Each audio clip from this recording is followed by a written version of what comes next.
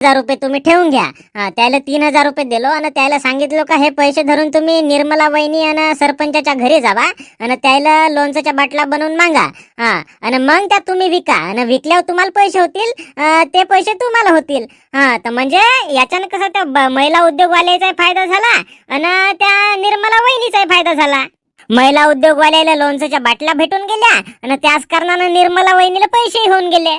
तो कसाही असेल सरपंच, पण आपल्या घरात जवळ जाऊ ना. आता घराजवळच्या आईला घराजवळचा माणूस मदत नाही करल, गावचा माणूस मदत नाही करल तर कोण करल? भले चाहे तो दुश्मन राव का फुसमन राव, दुश्मनी एका बाजूला, मदत केलो मी त्याला. तर म्हणून हा नाही का हे पैसे मी त्या उद्योगवालीला दिलो. उद्योगवालीनं लोणच्याच्या बाटला बनवून दे म्हणून नाही का निर्मला वहिनीला तेच पैसे दिले आणि तेच पैसे मग ते तू तिला शॉपिंग करायला पैसे दिले होतेस ना साड्या घ्यासाठी. तर तेच पैसे तिने आणून दिले तुझ्याकडे, म्हणून हा बोन आहे का तुझ्याकडे आला. आता मला समजला. हो बरं.